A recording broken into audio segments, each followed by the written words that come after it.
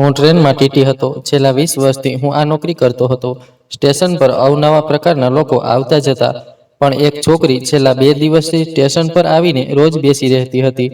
તે કંઈક ખાતી નહોતી કે ના પીતી હતી, બસ સતત એક જ સીટ પર બેસી રહેતી।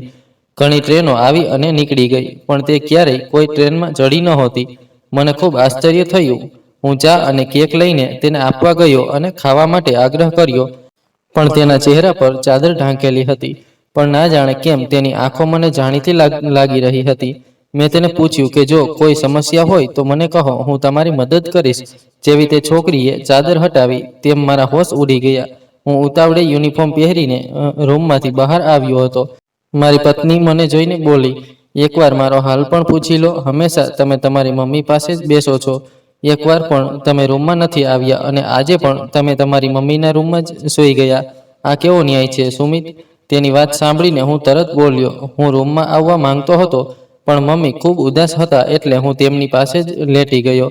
પછી વાતોમાં સમયનો પતો જ ન રહ્યો, અને તું જાણે છે હું 2 દિવસથી થાકેલો હતો એટલે ત્યાં જ સૂઈ ગયો।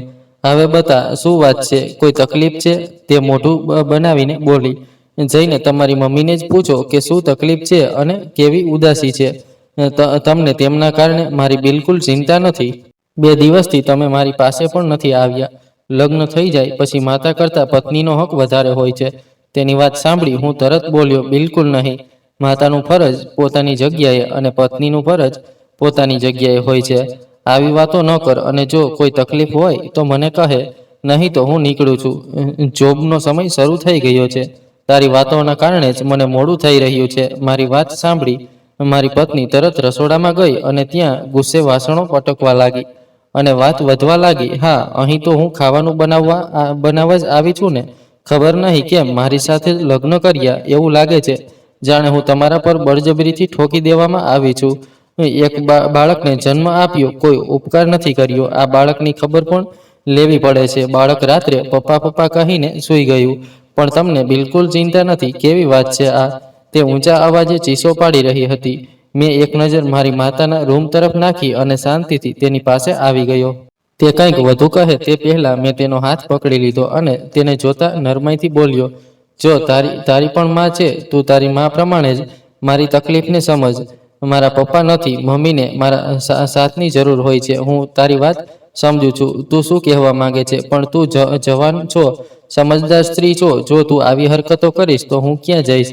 કહે અને વળી એક સાથી જ બીજાની તકલીફને સમજે છે, પણ તું મારી તકલીફને સમજવા જ નથી માંગતી। પ્લીઝ મારી તકલીફને સમજ યાર।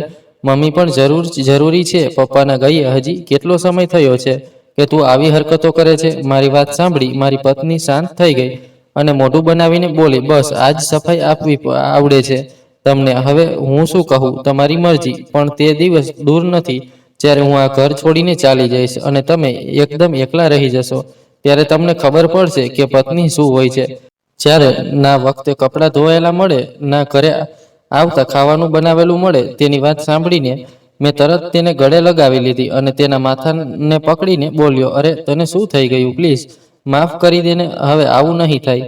આઈ એમ સોરી, સો સોરી। મારી વિનંતી પર તે શાંત તો થઈ ગઈ, પણ મને જોતા બોલી, પણ હું ફરીથી એ જ વાત દોહરાવીશ, માતા કરતાં પત્નીનો હક વધારે હોય છે। હવે હું શાંત થઈ ગયો, કારણ કે હું જાણતો હતો કે હું એવા પથ્થર પર માથું ફોડી રહ્યો હતો જેને જેટલું સમજાવવામાં આવે તે એટલું જ ગૂંચવાય। મેં માથું હલાવીને થોડીવાર તેની પાસે ઊભો રહ્યો અને પછી બાય બોલીને સ્ટેશન તરફ આગળ વધ્યો। ગાડી ચલાવતી વખતે પણ મારા મનમાં મારી પત્નીની વાતો જ ચાલી રહી હતી। રાત્રે મમ્મીએ મને જે કહ્યું હતું તેમ છતાં મારું વર્તન મારી પત્ની સાથે ખૂબ સારું હતું। જો મારી જગ્યાએ કોઈ બીજું હોત તો અત્યાર સુધી પોતાની પત્નીનો હાથ પકડીને તેને ઘરની બહાર કાઢી દેત, પણ હું એક સમજદાર પુરુષ હતો। હું સમજતો હતો કે આવી નાની મોટી નારાજગીઓ તો દરેક ઘરમાં થાય છે। જો આપણે ઝાડને સંભાળવાને બદલે તેને ઉખાડી નાખીએ તો આપણાથી વધુ મૂર્ખ કોઈ નથી। પણ અચાનક મને ભૂતકાળની એક ક્ષણ યાદ આવી ગઈ, જ્યારે મારી માતા મને સમજાવતી હતી કે જીવન એટલું સરળ નથી જેટલું તું સમજે છે। દરેક વસ્તુ સીધી નથી હોતી, દરેક વાર્તાના 2 પાસા હોય છે। તું એકવાર તે છોકરી પર ધ્યાન આપી લે। અને હું હંમેશા ના પાડતો હતો કે મારે લગ્ન જ નથી કરવું, મારે મારી પસંદની છોકરી સાથે કરવું છે। પણ આજે મને ખ્યાલ આવ્યો કે કાશ મેં મારી મમ્મીની વાત પર ધ્યાન આપ્યું હોત, તો આજે મારા ભાગે એવી સ્ત્રી ન આવી હોત જેને ફક્ત પોતાની જ પડી હોય. ઘણીવાર સુધી હું આવા વિચારોમાં રહ્યો, પણ સ્ટેશન આવતા જ મેં મારું ધ્યાન હટાવી દીધું. જો હું હમણાં ઘરની બાબતો પર જ ધ્યાન રાખતો રહ્યો હોત તો હું ક્યારેય કામ ન કરી શકું. ગાડી મેં પાર્કિંગમાં લગાવી અને કેબિનમાં ગયો. ત્યાં જઈને મેં મારી હાજરી નોંધાવી અને સામાન ઉપાડીને ટ્રેનમાં આવી ગયો. ધીમે ધીમે મુસાફરો ચાલવા લાગ્યા. લગભગ અડધા કલાક પછી ટ્રેન ચાલવાની હતી. હાલ પૂરતું હું એક બાજુ બેસી ગયો. મારું દિલ ખૂબ ઉદાસ હતું, એટલું કે શબ્દોમાં વ્યક્ત કરવું પણ મુશ્કેલ હતું. મને મારી મમ્મીની ખૂબ ચિંતા થઈ રહી હતી. એક ક્ષણ માટે દિલમાં વિચાર આવ્યો કે મમ્મીને ઓલ્ડ એજ હોમમાં મોકલી દઉં. ત્યાં જઈને તેમને તો શાંતિ મળશે, તેમના જેવા ઘણા લોકો ત્યાં હશે અને હું રજા પછી રોજ તેમને મળવા જતો રહીશ. ત્યાંના લોકોને પૈસા પણ આપીશ જેથી તેઓ મમ્મીનું ધ્યાન રાખે. પણ પછી હું આ વિચારીને અટકી જતો હતો કે જો કોઈને ખબર પડી જાય કે હું મમ્મીને ઓલ્ડ એજ હોમમાં મોકલું છું તો લોકો નવી નવી વાતો બનાવશે. મામલો સુલઝવાને બદલે વધુ ગૂંચવાઈ જશે. એટલે મેં મારી જાતને સંભાળી લીધી. થોડી જ વારમાં અનાઉન્સમેન્ટ થઈ ગયું અને ટ્રેન ચાલી નીકળી. બધા મુસાફરો પોતપોતાની જગ્યાએ બેસી ગયા. થોડી જ વારમાં હું મારી જગ્યાએથી ઊભો થયો અને બધાની ટિકિટ વસૂલવા લાગ્યો. હજી હું 2 મુસાફરો પછી ત્રીજી લાઈનમાં આવ્યો. ત્યાં એક વૃદ્ધ સ્ત્રી મારી સામે હાથ જોડીને બોલી, મારી પાસે તો કોઈ ટિકિટ નથી. મને ખબર નહોતી કે ટ્રેનમાં ટિકિટ સાથે બેસવું પડે છે. બેટા, હું પૈસા આપી દઉં છું. મારી પાસે આ 200 રૂપિયા છે. તે સ્ત્રી ઘણી વૃદ્ધ હતી. મેં તેને જોતા જ કહ્યું, અમ્મા, તમારી પાસે ટિકિટ નથી. તમે સીટ લીધી છે? તમને ખબર છે એક ટિકિટની કિંમત કેટલી છે? તે ગભરાયેલા અવાજમાં બોલી, બેટા, મારી વહુ મને સ્ટેશન પર છોડી ગઈ હતી. તેણે કહ્યું હતું કે ચઢી જા, આરામથી તારા બીજા દીકરા પાસે પહોંચી જઈશ. મારો દીકરો જ મને મારા નાના દીકરા પાસે લઈ આવ્યો હતો. તેણે જ ટિકિટ વગેરે ખરીદી હશે. મને તો તેણે કંઈ જ નથી કહ્યું. હું તો સૂતે સૂતે આવી હતી. હવે વિચાર્યું કે સૂતે સૂતે જ ચાલી જઈશ. મોટા દીકરા સાથે વાત કરી હતી. તેણે ના પાડી કે તે નહીં આવે, પણ તમારે જાતે જ આવવું પડશે. તો વહુ તો ના પાડતી હતી કે હવે આવવાની જરૂર નથી, પણ મારો નાનો દીકરો કામ કરે છે, તેની પત્ની પણ નોકરી કરે છે. એટલે મેં વિચાર્યું કે હું મારા મોટા દીકરા પાસે જ ચાલી જાઉં. તેના બાળકો છે, તેમની સાથે મારું થોડું મન પણ લાગી જાય છે. આ સ્ત્રીની વાત સાંભળીને અચાનક જ મને મારી મમ્મીની યાદ આવી ગઈ અને મને ખૂબ જોરથી એક ભાઈની ખોટ વર્તાઈ. કાશ મારો પણ કોઈ ભાઈ હોત તો ઓછામાં ઓછું તે મમ્મીનું ધ્યાન તો રાખી શકત. કાશ તેની પત્ની સારી હોત. પણ મેં માથું ઝાટકીને તે સ્ત્રી પાસે બેસી ગયો અને તેને સમજાવવા લાગ્યો, તમે ખોટી ટ્રેનમાં બેસી ગયા છો. આ રીતે મુસાફરી નથી કરાતી.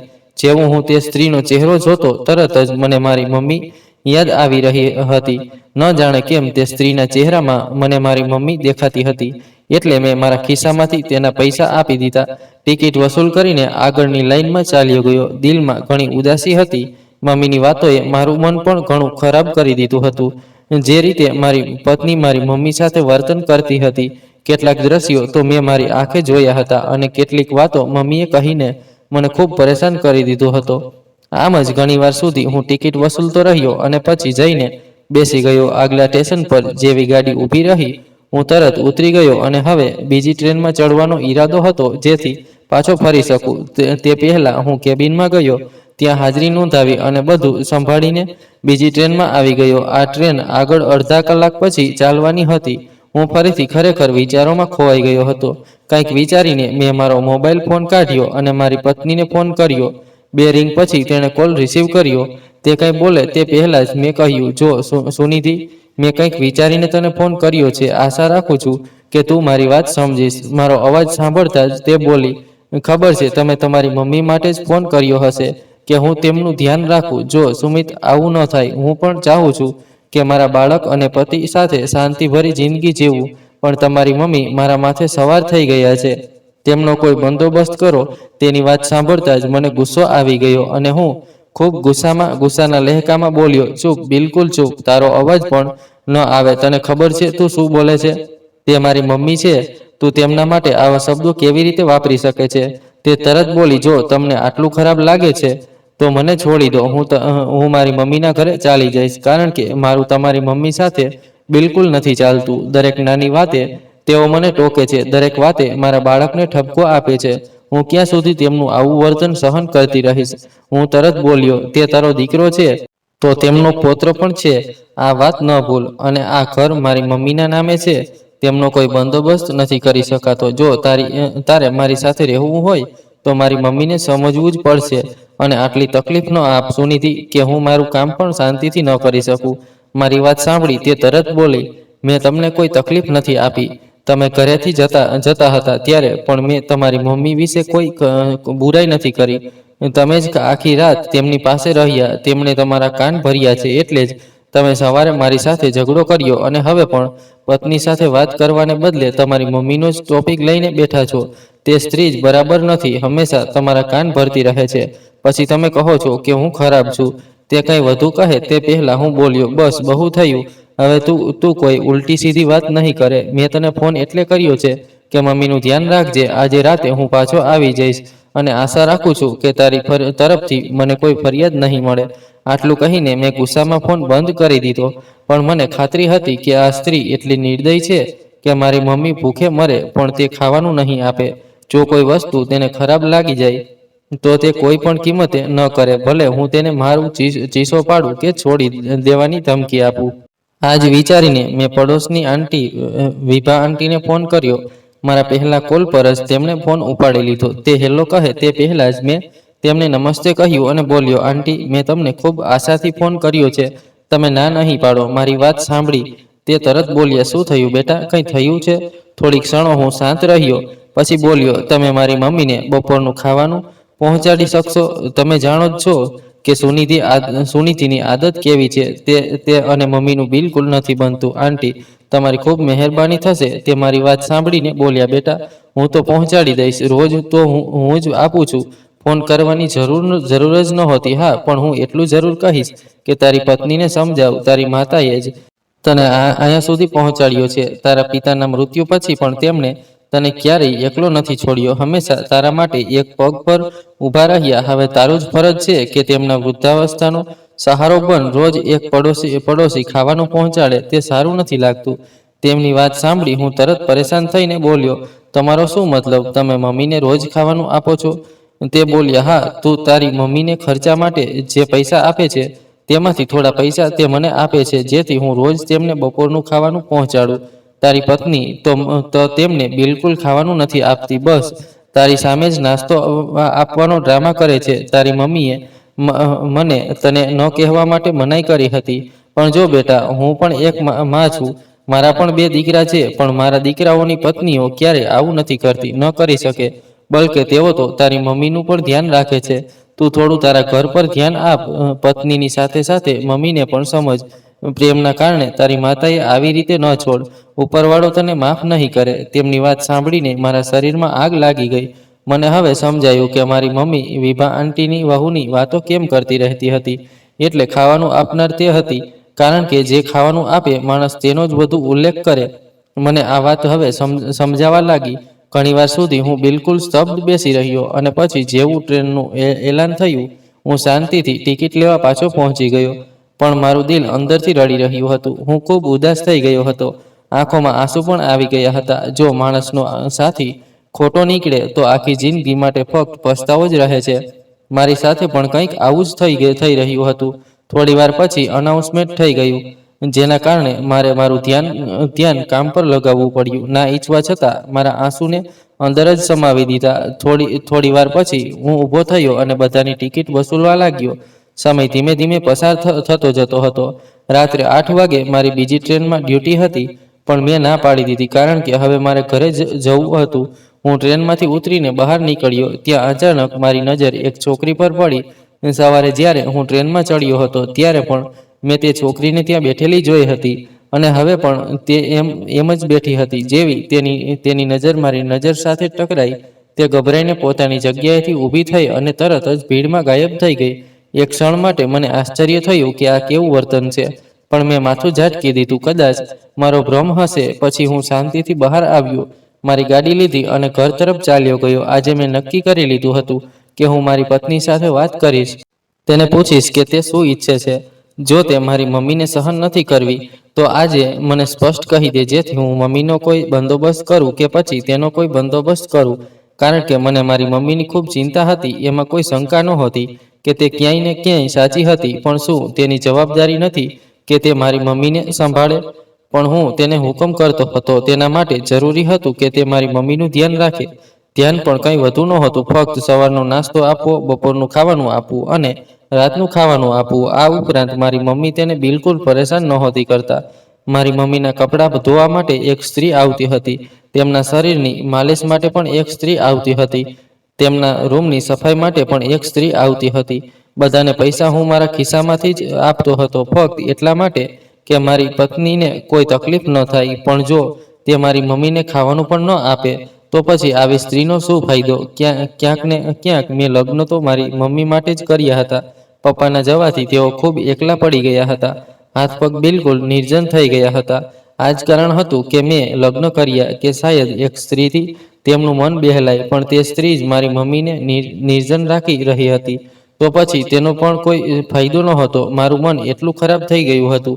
લાંબો પ્રવાસ કરીને હું ઘરે પહોંચ્યો. હું અંદર દાખલ થયો તો મારી મમ્મીના રૂમમાંથી ચીસોનો અવાજ આવી રહ્યો હતો. મારું નાનું નિર્દોષ બાળક દરવાજે ઊભું રડી રહ્યું હતું અને અંદર મારી પત્ની ચીસો પાડી રહી હતી. હું દરવાજા પાસે પહોંચ્યો તો આગલી ક્ષણ મારા માટે મૃત્યુ જેવી હતી. તેણે મારી મમ્મીને બાજુથી પકડી રાખ્યા હતા. તે તેમના પર હાથ ઉપાડવા જતી હતી, જ્યારે હું પાછળથી ચીસ પાડી, આ શું કરે છે? પાછળ હટ! મારો અવાજ સાંભળતા જ તે ગભરાઈને દૂર થઈ ગઈ અને મને જોતા થોડી ક્ષણો માટે હેરાન થઈ ગઈ. પછી ગભરાયેલા લહેકામાં બોલી, આ મને અને તમારા દીકરાને મારતી હતી, એટલે મેં તેમનો હાથ પકડ્યો હતો. હું બોલ્યો, જૂઠું બોલવાની જરૂર નથી. મમ્મી તો પોતાના પલંગમાંથી બરાબર ઉઠી પણ નથી શકતા. તેઓ તને હાથ શું ઉપાડશે? અને તું મારી મમ્મીને મારવા લાગી હતી. જો તેમણે તારા પર હાથ ઉપાડ્યો હોત તો તું મારી પાસે ફરિયાદ કરતી. હું જાતે તેમની સાથે સવાલ જવાબ કરતો. બદલામાં તું પણ મારી મમ્મીને મારીશ? તે રડતા બોલી, મને માફ કરી દો.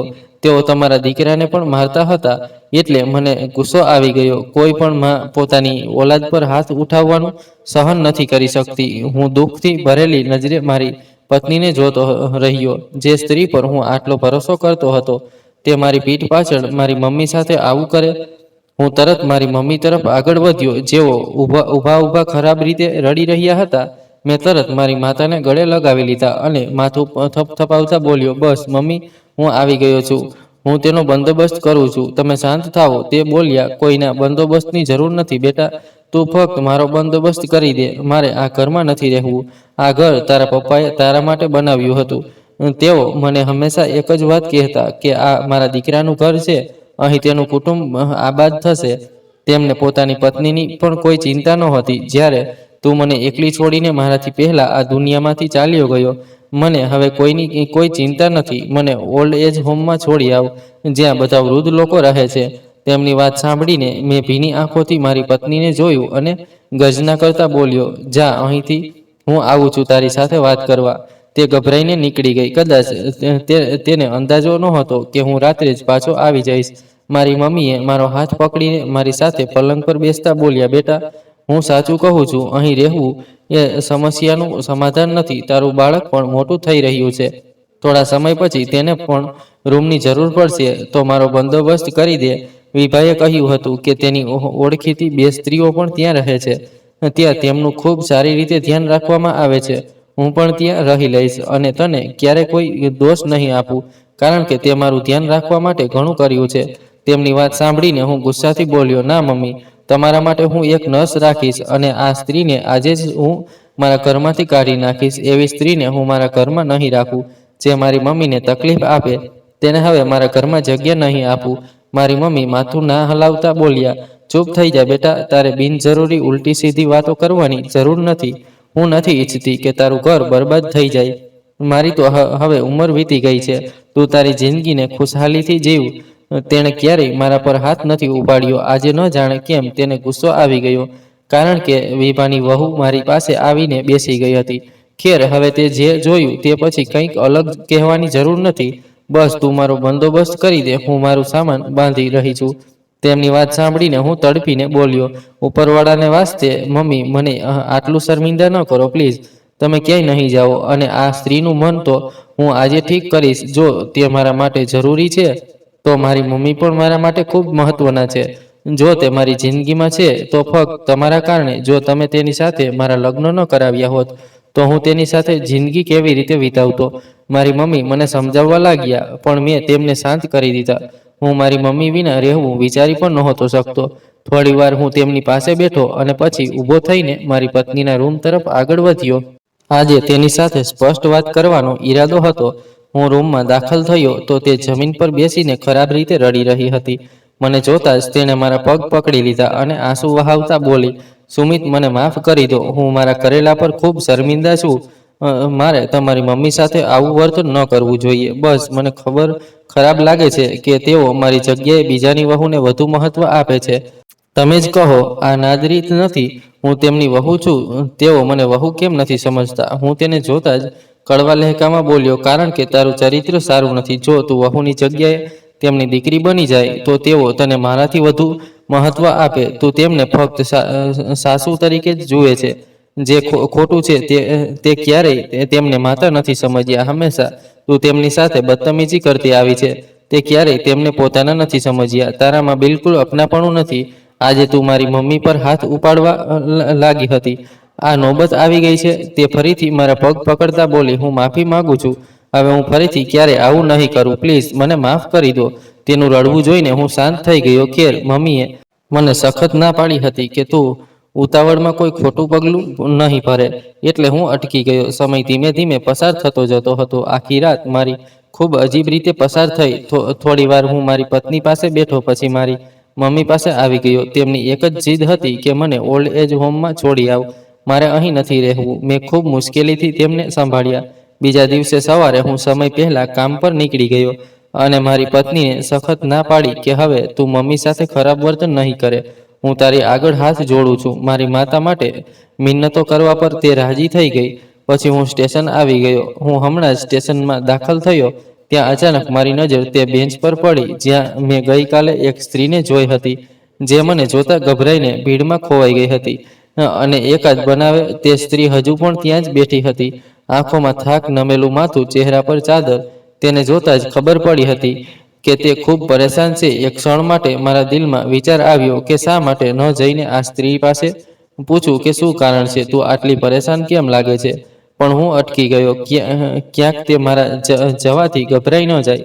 પણ તેને જોતા એવું લાગતું હતું જાણે મેં આ સ્ત્રીને ક્યાંય જોઈ હોય. હું બહાને તેની તરફ આગળ વધવા લાગ્યો ત્યાં અચાનક તે મને જોતા પોતાની જગ્યાએથી ઊભી થઈ અને બીજી તરફ ફરીને બેસી ગઈ. તે સ્ત્રીને જોતા મને અજીબ બેચેની થઈ રહી હતી. એવું લાગતું હતું જાણે કંઈક છે જે આ સ્ત્રી મારાથી છુપાવી રહી છે. હું માથું ઝટકીને મારા કામ તરફ આગળ વધ્યો, પણ એવું લાગતું હતું જાણે તે મારી પાસે કંઈક કહેવા માંગે છે, કંઈક છે જે તે મારાથી છુપાવી રહી છે.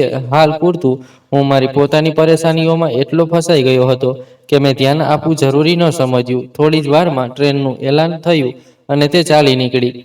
તે સ્ત્રી પર મેં એક ભરપૂર નજર નાખી અને પછી મારી ટ્રેનમાં ચડી ગયો. સમય ધીમે ધીમે પસાર થતો જતો હતો.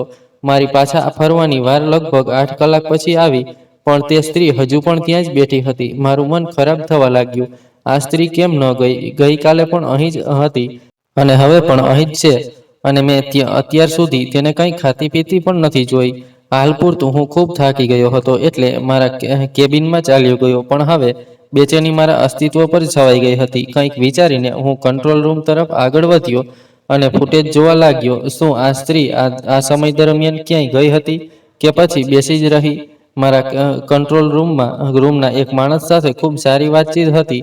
મારી વિનંતી પર તેણે મને ફૂટેજ બતાવ્યું. લાગતું હતું કે 8 કલાકથી તે સ્ત્રી ત્યાં જ ભૂખી તરસી બેઠી હતી, ફક્ત તે જગ્યાને જોતી હતી જ્યાંથી હું ગયો હતો. મારું દિલ હવે બેચેન થવા લાગ્યું.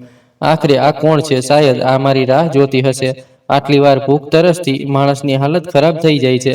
અને જે રીતે તેનો દેખાવ હતો તે બતાવતું હતું કે તે સ્ત્રી કોઈ શરીફ ઘરની છે, પણ તેના કેટલાક દુપટ્ટાથી એ પણ સ્પષ્ટ હતું કે તે ગરીબ ઘરની છે. થોડી ક્ષણો હું ત્યાં જ ઊભો રહ્યો, ફૂટેજમાં તે સ્ત્રીને જોતો રહ્યો અને પછી કંઈક વિચારીને બહાર આવી ગયો. હવે ઈરાદો તે સ્ત્રી સાથે વાત કરવાનો હતો. હું એક રાહગીરના રૂપમાં જ તે સ્ત્રીને પૂછવા માંગતો હતો કે તું કોણ છે અને અહીં આટલી વારથી કેમ બેઠી છે? જો કોઈ તકલીફ હોય કે કોઈની રાહ જોતી હોય તો મને કહે, હું તારી મદદ કરી દઉં. હું બહાર આવ્યો તો તે સ્ત્રી ત્યાં જ હાજર નહોતી. શાયદ તે પોતાના ઘરે ચાલી ગઈ. રાતના 10 વાગી રહ્યા હતા. મારે થોડી વારમાં બીજી ટ્રેન માટે નીકળવું હતું. પણ અચાનક મારો મોબાઈલ ફોન વાગવા લાગ્યો. મેં મોબાઈલ કાઢ્યો તો સામેથી વિભા આંટીનો કોલ આવી રહ્યો હતો. મેં તરત કોલ રિસીવ કર્યો. હું કંઈ બોલું તે પહેલા સામેથી તેમનો રડતો અવાજ આવ્યો. તું જ્યાં હોય ત્યાંથી જલ્દી હોસ્પિટલ પહોંચ. તારી પત્નીએ તારી મમ્મીનું માથું ફોડી નાખ્યું છે. તેમની હાલત ખૂબ નાજુક છે. મેં તો તને કહ્યું હતું કે તારી પત્ની પર ધ્યાન આપ. હું મારા દીકરાઓ સાથે તેમને હોસ્પિટલ લઈ આવી છું. તેમની વાત સાંભળીને મને એવું લાગ્યું જાણે મારા પગ નીચેથી જમીન સરકી ગઈ હોય. આકાશ મારા માથે આવીને પડી ગયું હોય.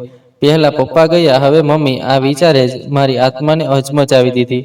હું બીના કંઈ વિચારીએ ઘર તરફ દોડ્યો. ફક્ત એક મેસેજ સ્ટાફમાં મૂક્યો કે ઇમરજન્સીમાં ઘરે જવું પડે છે.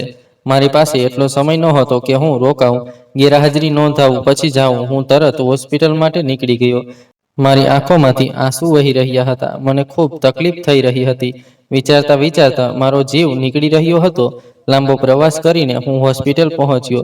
રસ્તામાં જ વિભા આંટીના દીકરાએ મને હોસ્પિટલનું સરનામું મોકલી દીધું હતું. હું અંદર દાખલ થયો તો સામે રિસેપ્શન પર મારી પત્ની ઊભી હતી.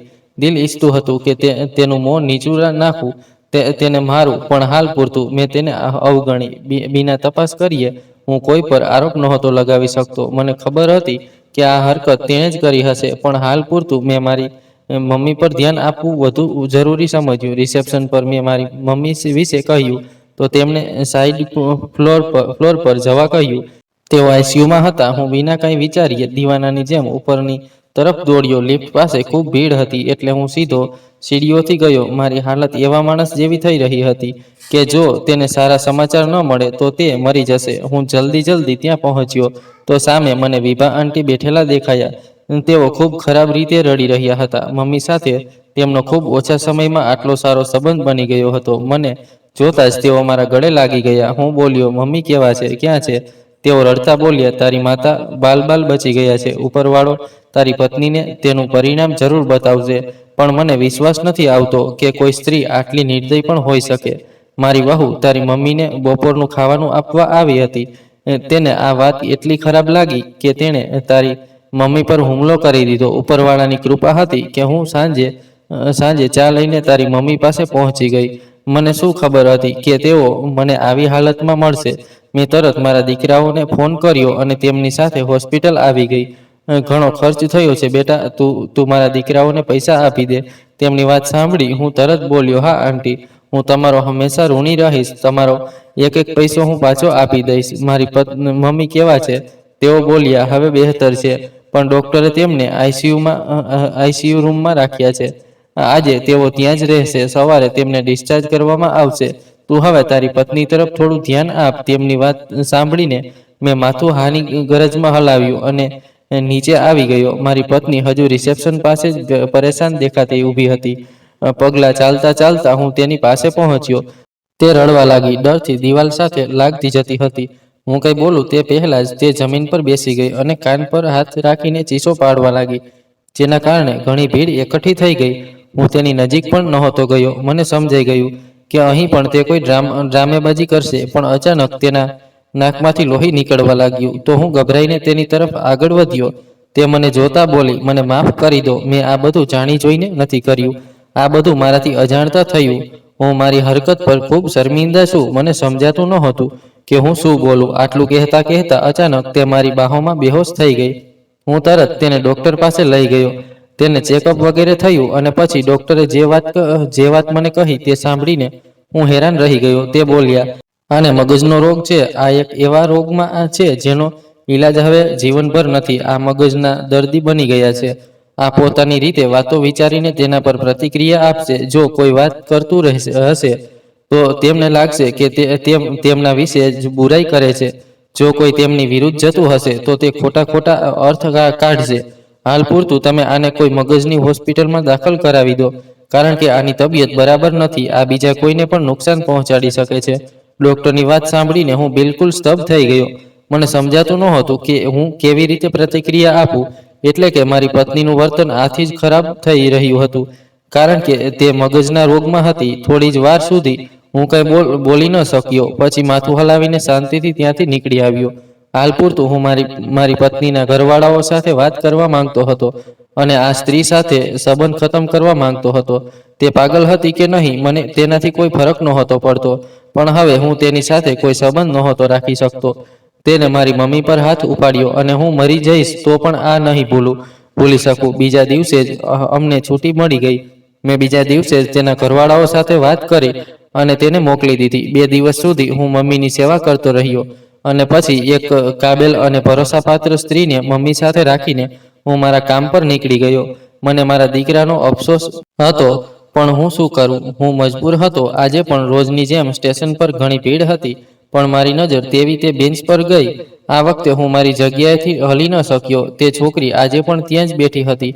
કંઈક વિચારીને હું સીધો એક દુકાન પર ગયો. ત્યાંથી ચા અને કેક લીધા અને તે સ્ત્રી તરફ આગળ વધ્યો. ન જાણે તેણે કંઈ ખાધું હતું કે નહીં, પણ મને હવે બેચેની થવા લાગી હતી. હું તેની પાસે પહોંચ્યો તો તે ગભરાઈ ગઈ અને ઊભી થઈને જવા લાગી. તો હું તરત બોલ્યો, મેડમ થોભો, મારે તમારી સાથે વાત કરવી છે. હું ઘણા દિવસથી તમને અહીં બેઠેલા જોઉં છું. ઘણી ટ્રેનો અહીંથી પસાર થઈ ગઈ, પણ તમે કોઈ ટ્રેનમાં નથી ચડ્યા. ન તો તમારો કોઈ સંબંધી આવ્યો. બસ તમે ભૂખી તરસી અહીં બેઠા છો. તમને જોતા એવું પણ લાગે છે જાણે મેં તમને ક્યાંક જોયા હોય. તમે કોણ છો? તેણે અચાનક મારી તરફ જોયું અને તે જ ક્ષણે મને મારું દિલ ઝડપથી ધડકતું અનુભવાયું. હું કંઈ બોલું તે પહેલા તેણે મારો હાથ પકડીને કહ્યું, શું તમે ખરેખર મને ઓળખતા નથી? તેનો અવાજ સાંભળીને મને જાણે કરંટ લાગ્યો. તેણે મારી સામે પોતાનો દુપટ્ટો હટાવ્યો અને આગલી ક્ષણ મારા માટે મૃત્યુ જેવી હતી. સામે કોઈ બીજું નહીં પણ મારી મંગેતર ઊભી હતી. તેના વિશે અફવા ફેલાઈ હતી કે તે મરી ગઈ છે, પણ તે જીવતી સલામત મારી સામે ઊભી હતી. થોડી ક્ષણો સુધી હું બોલી ન શક્યો. હું કંઈ બોલું તે પહેલા તે બોલી, તમે હેરાન થશો કે મરેલું માણસ જીવતું કેવી રીતે થઈ ગયું? તમારી મમ્મીની પસંદ તમારી સામે કેવી રીતે ઊભી છે? મેં માથું હાની ગરજમાં હલાવ્યું. તો તે બોલી, અહીં હું ઘણા દિવસથી તમારી સાથે વાત કરવા આવું છું, પણ જ્યારે તમને જોઉં છું ત્યારે હિંમત જ નથી થતી. ઘણા વર્ષોથી હું એક માણસની કેદમાં હતી. તે મારી સાથે જુલમ કરતો હતો.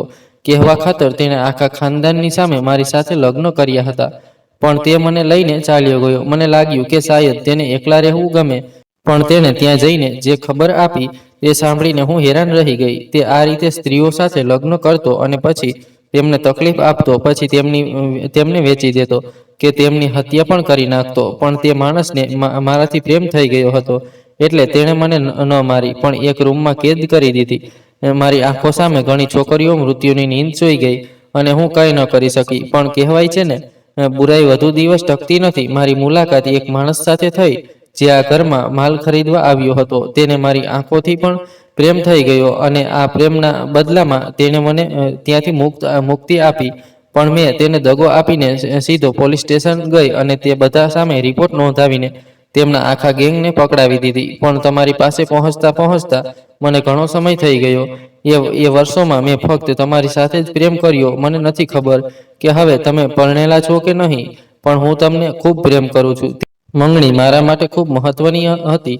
તમે તોડી દીધી હું જાણું છું, પણ શું હવે પણ? તે પોતાની વાત પૂરી કરે તે પહેલા હું ટ્રેનનું એલાન થવા લાગ્યું અને હું પથ્થર બનીને તે છોકરીની વાતો સાંભળી રહ્યો હતો.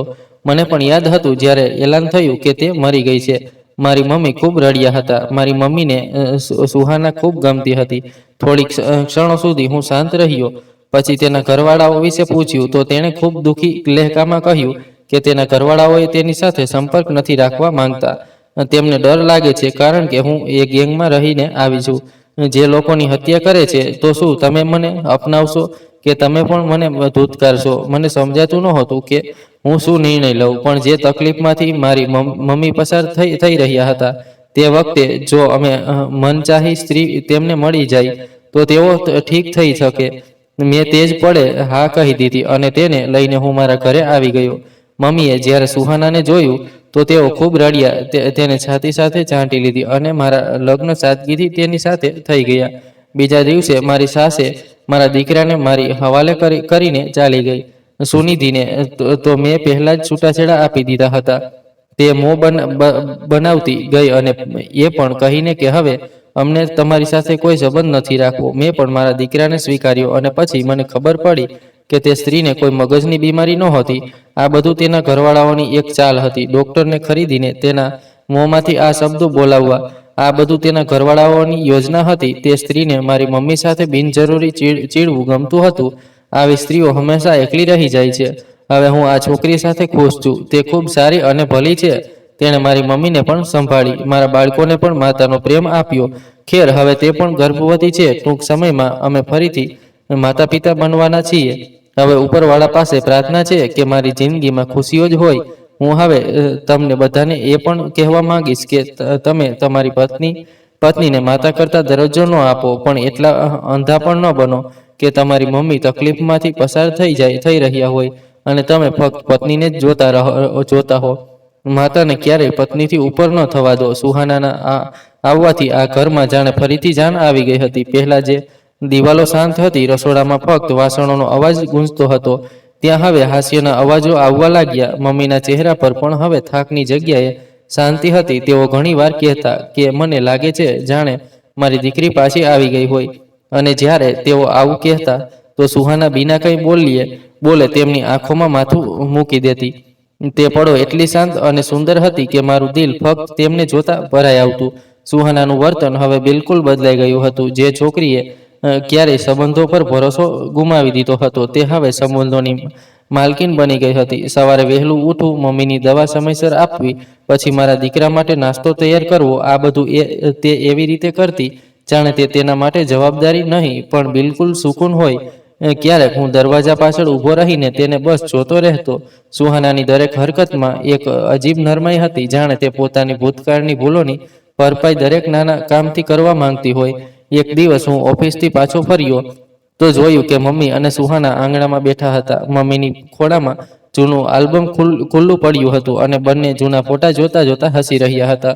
મમ્મી તેને મારા બાળપણના ફોટા બતાવતા હતા. જો આ તારા સુમિતનો પહેલો સ્કૂલ ડે હતો અને આ જ્યારે તેણે પહેલીવાર સાયકલ ચલાવતા શીખ્યો ત્યારે પડી ગયો હતો. સુહાના દરેક ફોટાને ધ્યાનથી જોતી હતી, જાણે તેમાં મારી જિંદગીનું દરેક પાસું સમજવા માંગતી હોય. તે હળવી હસીને બોલી, મમ્મી, હવે તો મને લાગે છે કે હું આને બાળપણથી ઓળખું છું. મમ્મીએ તેના માથા પર પ્રેમથી હાથ મૂક્યો અને કહ્યું, બેટા, જો તું પહેલા હોત તો શાયદ મારા દીકરાની જિંદગી આટલી અધૂરી ન રહત. તેમની વાતો સાંભળીને મારું દિલ ભારે થઈ ગયું. હું ચૂપચાપ દરવાજા પર ઊભો હતો અને મને લાગ્યું જાણે ઉપરવાળો આખરે મારી જિંદગીને એ સુકૂન આપી રહ્યો છે જેની મેં ન જાણે ક્યારથી રાહ જોઈ હતી. ક્યારેક માણસને નવી ખુશીઓ મેળવવા કરતાં પુરાની તકલીફોમાંથી સુકૂનની વધુ જરૂર હોય છે, અને હવે લાગતું હતું કે એ સુકૂન મને મળી ગયું છે. સમય વીતતો ગયો. દિવસો અઠવાડિયામાં અને અઠવાડિયા મહિનાઓમાં બદલાઈ ગયા. સુહાનાના ચહેરા પર હવે એક નવી ચમક હતી. તે થાકતી તો હતી, પણ તેના ચહેરા પર ફરિયાદનું નામ નહોતું. ક્યારેક મમ્મી તેને ડાંટતા કે આટલું બધું કામ ન કર વહુ, પણ તે હસીને કહેતી, મમ્મી, જ્યારે હું કામ કરું છું ત્યારે તમને હસતા જોઉં છું, બસ એમાં જ મારો થાક ઉતરી જાય છે. એક સાંજે ઓફિસથી પાછો ફરતા મેં તેને બાલ્કનીમાં બેઠેલી જોઈ. તે હવામાં હાથ ફેલાવીને આકાશ તરફ જોતી હતી. સાંજનો સૂરજ ધીમે ધીમે ઢળી રહ્યો હતો અને તેની કિરણો તેના ચહેરાને સોનેરી બનાવી રહી હતી. હું તેની પાસે જઈને ચૂપચાપ ઊભો રહ્યો. તે મલકાઈ અને બોલી, જાણો છો સુમિત, જ્યારે હું કેદમાં હતી ત્યારે આકાશ જોવાની ખૂબ ઈચ્છા થતી હતી. ત્યાં ફક્ત દિવાલો હતી, કોઈ રોશની નહોતી, બસ અંધારું. હું વિચારતી હતી કે જો ક્યારેક બહાર નીકળીશ તો સૌથી પહેલા સૂરજની રોશનીમાં બેસીશ. તેના અવાજમાં એક અજીબ સુકૂન અને દર્દ બંને હતા. મેં તેની તરફ જઈને ધીમે બોલ્યો, હવે આ આકાશ તારું છે સુહાના, હવે કોઈ દિવાલ તને રોકી નહીં શકે. તે મલકાઈ. તે મલકાહટમાં રાહત હતી, પણ સાથે એ દર્દ પણ હતું જે કોઈને દેખાતું નહોતું. પણ જ્યારે ડોક્ટરે કહ્યું કે સુહાના માતા બનવાની છે તો એ ખબર સાંભળીને ઘરમાં જાણે ફરીથી રોશની ભરાઈ ગઈ. મમ્મીની આંખોમાંથી ખુશીના આંસુ ઝરવા લાગ્યા. તેમણે સુહાનાને ગળે લગાવી લીધી અને બોલ્યા, હવે તો મારા પૌત્રના કદમોની આહટ પણ સંભળાવા લાગી. સુહાનાની આંખો નમેલી હતી, પણ તેમાં ચમક હતી, જાણે તે પહેલીવાર પોતાને વિશ્વાસ કરી રહી હોય કે તે પણ આ ઘરની ખુશીઓનો હિસ્સો છે. એ રાતે હું તેની પાસે બેઠો હતો. તેણે મારો હાથ પકડીને ખૂબ ધીમે કહ્યું, સુમિત, જો મારી સાથે કંઈ થઈ જાય તો મમ્મીનું અને બાળકનું ધ્યાન રાખજે. મેં તરત તેની વાત કાપી નાખી, આવી વાતો ન કર સુહાના. તે બોલી, ના, સાંભળો, મેં ઘણું દર્દ જોયું છે. ક્યારેક ડર લાગે છે કે ખુશી મારી કિસ્મતમાં નથી. મેં તેની આંખોમાં જોઈને કહ્યું, હવે ડરવાનું કોઈ કારણ નથી. હવે તારી કિસ્મત હું છું અને હું તને ક્યારેય એકલી નહીં છોડું. તે મલકાઈ અને તેની આંખોમાંથી આંસુ લડીને મારા હાથ પર પડ્યું. મેં એ આંસુને મારી આંગળીઓથી લૂછી નાખ્યું અને મનમાં કસમ ખાધી કે ગમે તે થાય હવે તેને ક્યારેય દર્દ નહીં થવા દઉં. આમ જ સમય પસાર થયો અને ડિલિવરીનો દિવસ આવી ગયો. આખી રાત હોસ્પિટલની બેન્ચ પર બેઠો રહ્યો. મમ્મી મારી બાજુમાં હતા. દરેક વખતે જ્યારે ડિલિવરી રૂમનો દરવાજો ખુલતો, હું શ્વાસ રોકી લેતો. જ્યારે નર્સ બહાર આવી અને મલકાતા બોલી, બધાઈ હો, દીકરો થયો છે, તો મારી આંખોમાંથી આંસુ આપોઆપ વહેવા લાગ્યા. મમ્મી રડી પડ્યા. સુહાના માટે પ્રાર્થના માંગવા લાગ્યા. જ્યારે મેં પહેલીવાર મારા દીકરાને ખોળામાં લીધો તો લાગ્યું જાણે મારી જિંદગીનો આખો અધૂરો પણ પૂરો થઈ ગયો હોય. સુહાનાએ મને જોયું, મલકાઈ અને કહેવા લાગી, જો આ તમારા હિસ્સાની ખુશીઓ છે, મને તો લાગતું હતું કે હું આ દુનિયામાં ફક્ત દર્દ વહેંચવા આવી છું, પણ હવે લાગે છે કે ઉપરવાળાએ મને સુકૂન પાછું આપવા મોકલી છે. તેની વાત સાંભળીને મારી આંખો ભરાઈ આવી. મેં તેના કપાળે ચૂમીને કહ્યું, તું મારા ઘરની રોશની છે સુહાના. તારા વિના આ ઘર ફરીથી અંધારું થઈ જાત. હવે વર્ષો વીતી ગયા. મારો દીકરો મોટો થઈ ગયો અને મમ્મીની ખોળામાં રમતો રહે છે. સુહાના દરરોજ સવારે પહેલાની જેમ મમ્મીના રૂમમાં જાય છે, તેમના વાળ બાંધે છે, તેમને હસાવે છે. ક્યારેક હું બસ તેમને જોતો રહું છું અને વિચારું છું કે આ એ જ છોકરી છે જેને દુનિયાએ ઠુકરાવી દીધી હતી અને આજે એ જ મારી દુનિયા છે. તેણે મારી મમ્મીને માતાનું સુકૂન આપ્યું, મારા દીકરાને માતાનો પ્રેમ આપ્યો અને મને એ જિંદગી આપી જેની આશા પણ નહોતી. આજે જ્યારે હું મારી જિંદગી પર નજર નાખું છું તો બસ એટલું સમજાય છે કે ક્યારેક રિશ્તા તૂટ્યા પછી જ સાચા બને છે અને જ્યારે કોઈ સ્ત્રી પોતાના બધા દર્દ સાથે પણ ઘરને સંભાળે છે તો સમજી લેવું જોઈએ કે તે ફક્ત પત્ની નથી, વરદાન છે. દિવસો હવે પહેલા જેવા ન રહ્યા. ઘરમાં હવે દરરોજ સવાર તાજગી લઈને આવે છે. મમ્મીની મલકાહટથી દિવસની શરૂઆત થાય છે. સુહાનાના હાથે બનેલી ચાની ખુશ્બુ આખા ઘરમાં ફેલાઈ જાય છે અને મારો દીકરો પોતાની તોતડી જીભે મમ્મી દાદી બોલતો ઇધર ઉધર દોડતો ફરે છે. ક્યારેક લાગે છે જાણે ઉપરવાળાએ ખરેખર મારી દરેક અધૂરી પ્રાર્થના સાંભળી લીધી હોય. સુહાના હવે ફક્ત મારી પત્ની નથી રહી, તે આ ઘરની સુકૂનભરી કહાની બની ગઈ છે. મમ્મી ઘણીવાર કહે છે, હવે મને ડર નથી લાગતો બેટા. જો હું કાલે ન રહું તો પણ જાણું છું કે મારી વહુ આ ઘરને માતાની જેમ સંભાળશે. અને હું દરેક વખતે કહું છું, હવે તો ઘરમાં બે માતાઓ છે, એક તમે અને એક તે. આ સાંભળીને બંને એકબીજાને જોઈને મલકાઈ જાય છે. સાંજે અમે બધા છત પર બેસીએ છીએ. સુહાના પોતાના દીકરાને ખોળામાં લઈને આકાશમાં તારા ગણવાનો પ્રયાસ કરે છે અને હું બસ તેને જોતો રહું છું. તેના ચહેરા પર ઉતરેલી શાંતિ મને હંમેશા કંઈક શીખવી જાય છે. તેણે મને સમજાવ્યું કે સુકૂન દોલતથી નથી મળતું, રિશ્તાઓની ગરમાહટથી મળે છે અને શાયદ આ જ કારણે આજે મને જિંદગી સુંદર લાગે છે. ક્યારેક સુહાના બારી પાસે ઊભી રહીને આકાશ જુએ છે અને ધીમે કહે છે, હવે હું પૂરી છું સુમિત, હવે મને કોઈ વસ્તુની કમી નથી. અને હું પાછળથી જઈને બસ તેના ખભા પર માથું મૂકી દઉં છું.